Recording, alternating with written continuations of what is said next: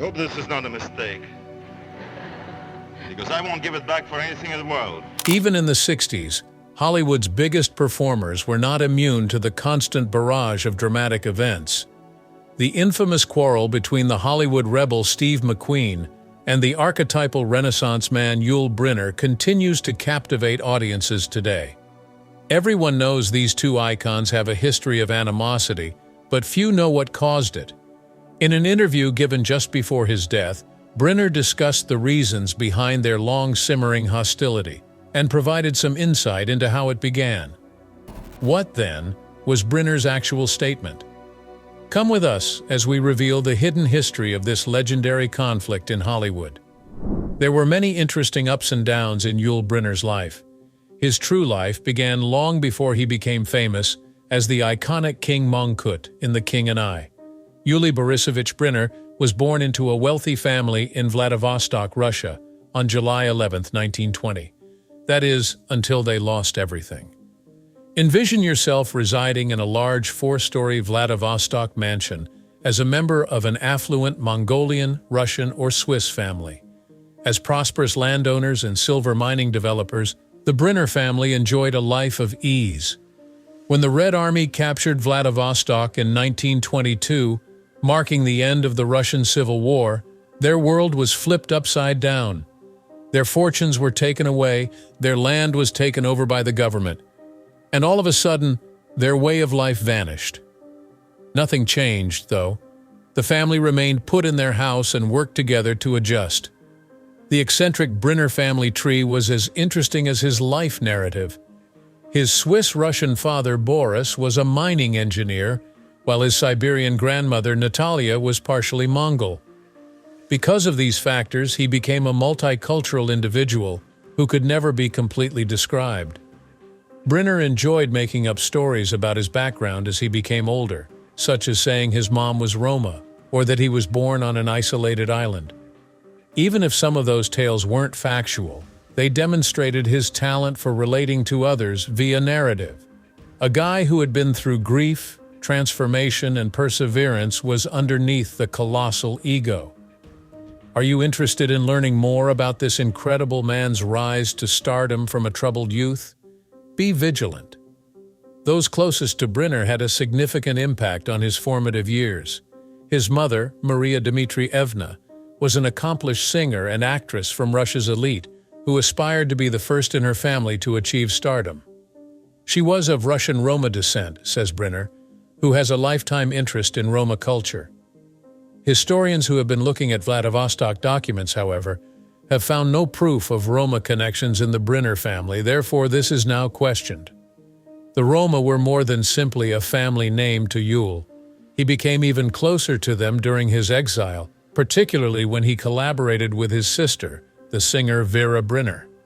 While they were together, they discussed the possibility of making their stage personalities more Roma-centric.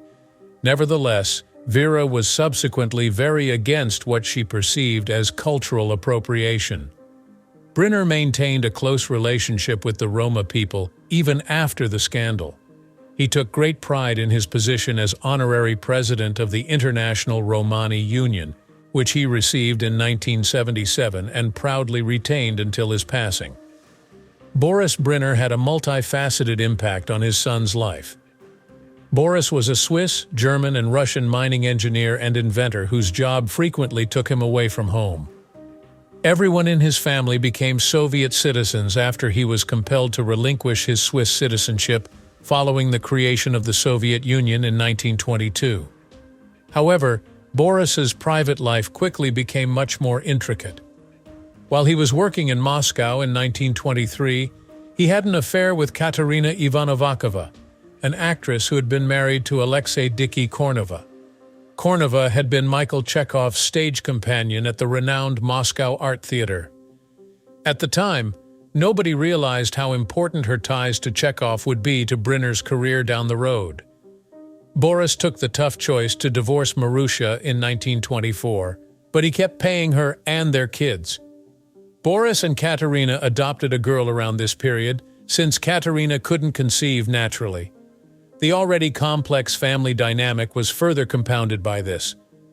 Brynner showed the duty he felt toward his family, even in times of strife, by taking it upon himself to care for this adoptive sister decades after his father died. The man and actor Brynner became as a result of his formative years spent among such complexity and turmoil. Marusha Brynner changed the course of her family's lives in 1927. She and her children Yuli and Vera fled to Harbin, China from Vladivostok, Russia, in search of safety after the revolution. There, in a YMCA-run school, the siblings laid the groundwork for what would become their successful lives. During this time, Yul was a young man embarking on his artistic adventure.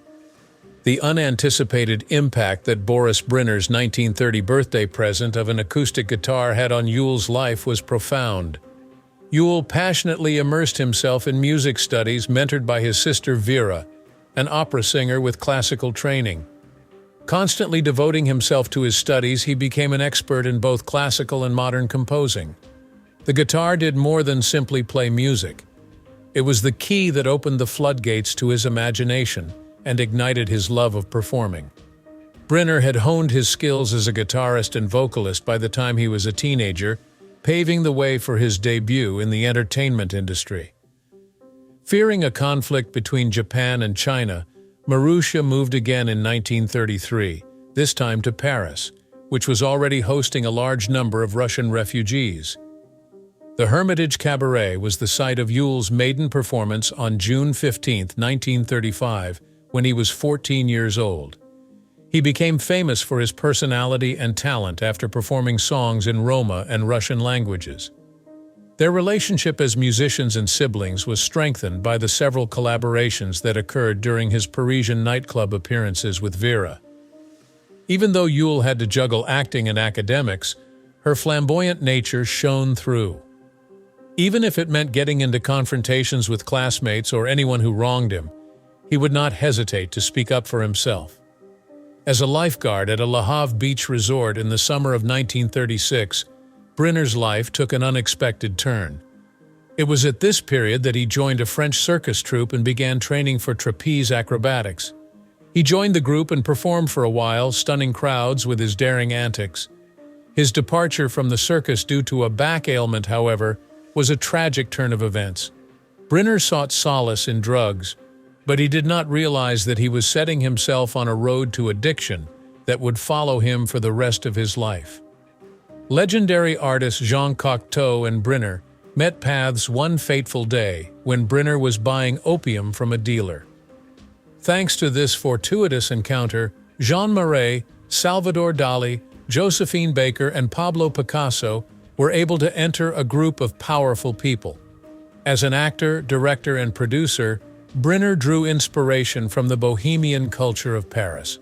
For Brynner, the bottom fell out when she was just 17 years old and addicted to drugs. His family sent him to Switzerland for treatment because they were desperate to rescue him. A year of rehabilitation in a facility in Lausanne was funded by Yul's aunt, the physician Vera Blovidova. He credits hypnotherapy with helping him get well, and the experience changed his life. Brynner came clean and promised she would never take drugs again. Despite developing a cigarette addiction that negatively impacted his health in later years, he saw his victory over drugs as a watershed moment in his personal development. Katerina was the one who originally taught Brynner the ropes of acting and introduced him to the industry. She showed him how to embody personalities through his voice, intonation, and body language by drawing on her own repertory. Also, Katerina's previous stage partner Michael Chekhov and his original ideas were presented to Brynner by Konstantin Stanislavski and Katerina herself. These lessons were enlightening for a young man who was eager to discover his abilities. The discipline and skill of acting enchanted Brynner, and his passion was evident. At first, Yul's dad thought he would be the next in line to run the family firm. Boris had second thoughts after seeing his son's dedication in those acting classes. After seeing Yul's obvious talent and commitment, Katerina suggested he study with Michael Chekhov in order to discover his real calling. She gave a recommendation letter, and Boris was there to lend money and provide his stamp of approval. With the support of his stepmother and father, Brynner found renewed faith in his acting career. The groundwork for his future achievements was laid by their faith in him. Tragedy, however, befell shortly thereafter. Yul Brynner, Brynner's mother, was fighting a terminal disease that needed a kind of medical care that was only accessible in the U.S. In 1940, Brynner and his mother set off on a voyage that would change their lives forever, the trek to America. Adapting to a new nation and culture was a formidable challenge for Brynner, who arrived in San Francisco on the President Cleveland on October 25th, but spoke very little English. His sister Vera had already made a name for herself in New York City, so it was his last stop. Vera left her imprint on the performing arts as a gifted vocalist who went on to appear in 1950's The Consul on Broadway and later became a voice coach. As a small character named Fabian, Brynner made his theatrical debut in a 1941 Broadway production of Shakespeare's Twelfth Night, giving him his first taste of American theater. Due to his low English proficiency and apparent Russian accent, he was only able to deliver a few sentences. Regardless, he was driven to add English to his already impressive linguistic vocabulary, which comprised Russian, French, Japanese, and Hungarian by this event. Regrettably, the show was one of many that went dark soon after Pearl Harbor was attacked because the country's attention turned to World War II. During that time, Brynner worked as a radio commentator for the Voice of America, delivering propaganda broadcasts in French and Russian. Despite the dearth of acting roles, he and Mary Martin co-starred in a 1946 staging of Lute Song. Additionally, he experimented with modeling, going so far as to pose naked for famous photographer George Platt Lynes. Brynner started his career as a director at CBS TV studios in 1944 after marrying actress Virginia Gilmore. The following few years saw him directing and appearing in early television series such as Studio One's first 2 seasons, frequently co-starring with his wife. Port of New York, 1949, was Brynner's modest cinematic debut. The 1950s, however, were the formative years of his career. Brynner was hesitant to try out for The King and I, a musical by Rodgers and Hammerstein, but Mary Martin insisted that she do so. At first, he was reluctant to go back on stage, but the screenplay and King Mongkut's complicated character eventually won him over. At first, Gertrude Lawrence, who portrayed Anna, was thought of as the showstopper, but Brynner soon stole the show. People didn't understand Brynner's unusual interpretation of the monarch at first. During one particularly memorable performance, an irate audience member notoriously hurled a sneaker at him. "And it was a perfectly serviceable shoe," Brynner quipped later, displaying his ever-present irony. Even though he obviously despised me, his hypnotic performances quickly became audience favorites. Brynner shaved his head to seem more like a Siamese king, driven to leave an impact. Not only did this decision alter his look, but it also altered his entire public persona.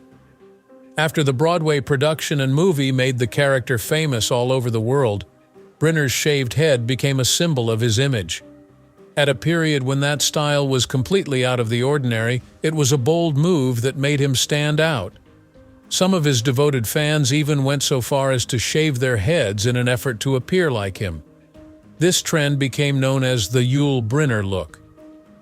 Although Brynner wore wigs on occasion for certain parts, he never stopped sporting his distinctive shaven head, which he turned into a trademark.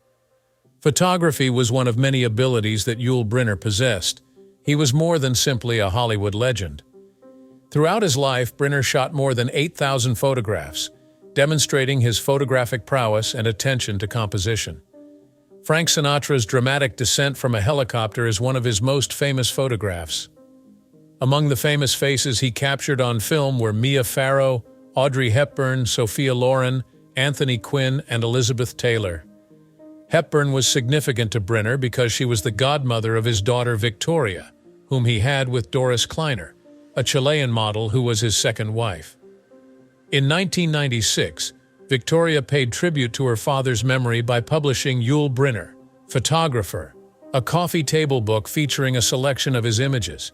Even Brynner's business endeavors, like the Yul Brynner cookbook, Food Fit for the King, were based on his flamboyant demeanor. His own dishes, such as dandelion soup and pork with sauerkraut ragu, were included in the booklet. He won the Tony for Best Featured Actor in a Musical for his performance in the role. This was the turning point in Brynner's career. Following Yul Brynner's performance in the theatrical adaptation of The King and I, Cecil B. DeMille noticed something exceptional about him. When DeMille and Brynner were backstage, she told Brynner that no one else could play Ramesses II in The Ten Commandments, 1956. The act that Brynner gave opposite Charlton Heston was just jaw-dropping. Anatole Litvak's Anastasia, 1956, which featured Brynner and Ingrid Bergman, was another huge blockbuster that year. Brynner instantly rose to the top of Hollywood's acting ladder after releasing 2 critically praised films. Brynner started dabbling in several genres in the early 1960s. Stanley Donen's Once More, with Feeling, 1960, and Surprise Package, 1960, were his forays into comedic filmmaking. These shows did a good job of showcasing Brynner's versatility, but they failed to wow audiences. But his subsequent work would become legendary. The Magnificent Seven, 1960, a Western epic by John Sturges, starred Brynner as the resolute gunslinger Chris Adams, who commanded a band of mercenaries. The picture failed to make an impression in the United States at first, but it exploded in popularity across Europe, particularly the Soviet Union, where it earned a staggering 67 million tickets and continued to enjoy long-term success. Brynner inked a 3-picture deal with the Mirisch Company as a result of its popularity. The performers' relationship was strained, despite the movie's popularity. The Magnificent Seven cast Steve McQueen. How was he cast? In order to land the part of Chris in The Magnificent Seven, Yul Brynner approached producer Walter Mirisch with the notion of adapting Seven Samurai, directed by Akira Kurosawa. Prior to striking a deal with Brynner's production firm, Lou Moheim had paid $2,500 to get the rights to remake the picture in the United States. For $10,000 up advance, plus a weekly producer's fee of $1,000 and 5% of the total income, Brynner purchased the rights from Moheim. It was originally planned that Brynner would direct the picture and that Anthony Quinn would appear in it. The original concept had Brynner playing the starring part, but things changed when Martin Ritt was hired as director. Quinn got into legal issues after this because she sued Brynner for breach of contract, asserting that the two had collaborated on the film's development and had ironed out many elements prior to their dissolution. Quinn was unsuccessful in court because no formal agreement was ever in place. The Magnificent Seven was adapted from the 1955 American premiere of Seven Samurai, which had the same title in the United States. Critics argued over who should have written the script for the picture. At first, associate producer Lou Moheim had the blacklisted writer Walter Bernstein develop a screenplay for Seven Samurai that was very similar to the original scenario by Shobu Hashimoto, Hideo Adachi, and Akira Kurosawa. Nevertheless, Walter Newman's version served as the basis for what was eventually adapted for the movie after Walter Mirisch and Yul Brynner assumed control of production. William Roberts was called in to make revisions when Newman was unavailable for on-set rewrites while filming in Mexico. This was done in part to comply with Mexican censorship standards. Subsequently, Roberts sought co-credit from the WGA, but Newman was not pleased with the alterations and demanded that his name be erased. After their collaboration on Never So Few, 1959, director John Sturges was keen to hire Steve McQueen, but actor-producer Dick Powell, who oversaw McQueen's successful TV series Wanted Dead or Alive, refused to release him for the film since he was under contract. An accomplished racing car driver named McQueen faked a vehicle accident and said he needed a neck brace because of whiplash in order to avoid his obligation. He was able to film The Magnificent Seven since he was absent from the program due to this alleged injury. James Coburn, who had watched Seven Samurai 15 times, was cast as the master knife thrower with the assistance of Robert Vaughn, his former student and now co-star. Sterling Hayden and John Ireland, two performers who were initially given the position, declined. Even though it had a stellar ensemble of great actors, Yul Brynner and Steve McQueen had their share of off-screen drama. Their animosity persisted right from the beginning of filming. Even though director John Sturges informed McQueen that he would be given the camera, the actor was nonetheless unhappy because his role had just 7 lines in the initial script. Studio executives probably thought McQueen's star power would bring in viewers, but they failed to account for how seriously he would approach the part. McQueen frequently had Brynner play the supporting role. During Brynner's talks, he would subtly draw attention to himself by doing things like tossing a penny or rattling his shotgun rounds. His most infuriating move, though, was to kick aside the mud mound that Brynner had erected to give the impression that he was higher. Despite initially having a cordial working relationship, their animosity escalated into a never-ending struggle for screen time.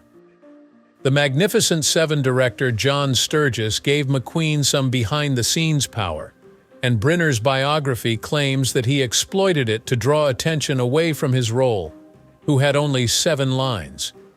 Even though Brynner was the film's leading man, McQueen always managed to steal the show, even when it meant stealing from Brynner. He would make Brynner look taller by rattling shotgun shells and even knocking over the little mound of earth Brynner stood on during his talks. Their conflict never really ended, but it did reach a breaking point when Brynner attacked McQueen physically.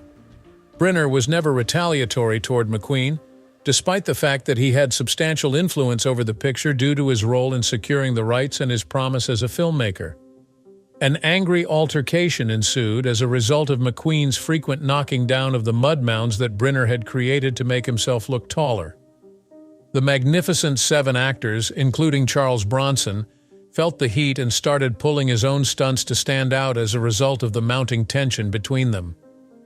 Although director John Sturges feared he was losing control of his actors due to all the on-set rivalry, much of it made it into the final edit of the picture.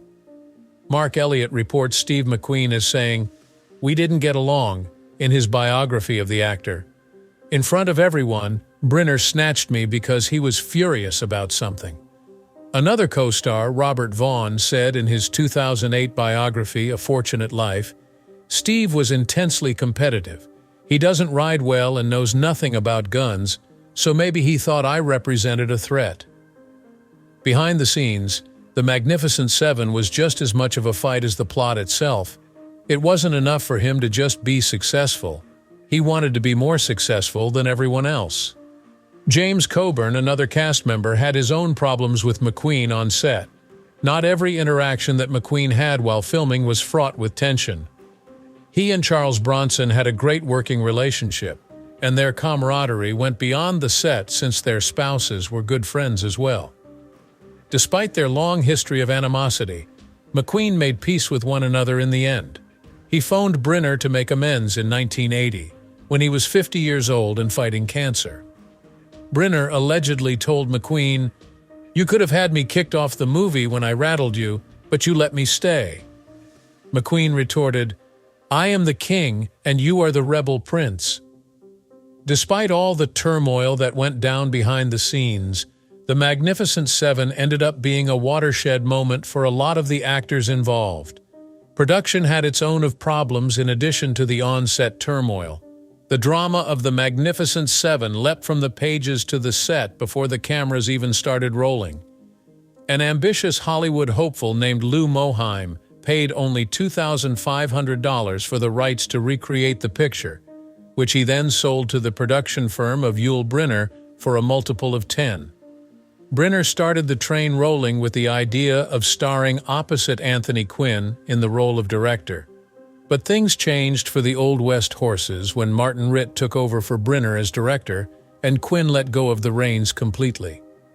Quinn said he and Brynner had co-written the idea and shaped the elements of the picture before their relationship faltered, leading to a contentious court struggle. Quinn made some short-lived charges in the absence of a written agreement, but Brynner was able to take the lead as the film's star. There was a fair amount of tension in the script as well. Walter Bernstein, a writer on the Blacklist, drew inspiration from Seven Samurai and wrote the first draft. Still, the bulk of what you see on screen is Walter Newman's work, which was brought in when Brynner's production took over. William Roberts filled in for Newman when the actor was unable to attend filming in Mexico. After Newman asked to have his name deleted from the script, Roberts found himself as the only writer acknowledged, even though his original role was to make sure it passed censorship. The casting process was another noteworthy behind-the-scenes element of The Magnificent Seven.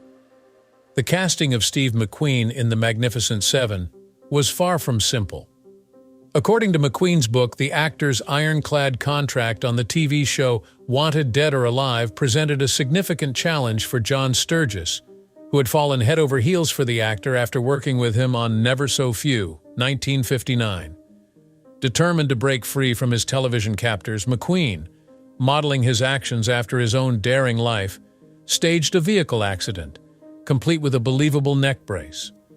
Even though he was still recovering, he raced onto the set of The Magnificent Seven, demonstrating that his dedication to a character could outlast any contract. The Magnificent Seven may have bombed in the United States, but it caused a magnificent stampede throughout the world. The picture only made $2.25 million at the box office in the US, but it was a smashing success in Europe. The film's production was as intensely emotional behind the scenes as Akira Kurosawa's idea.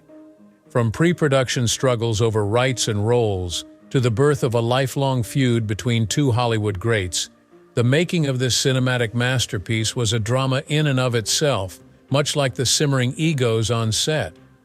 The road to this international acclaim wasn't exactly paved with gold nuggets.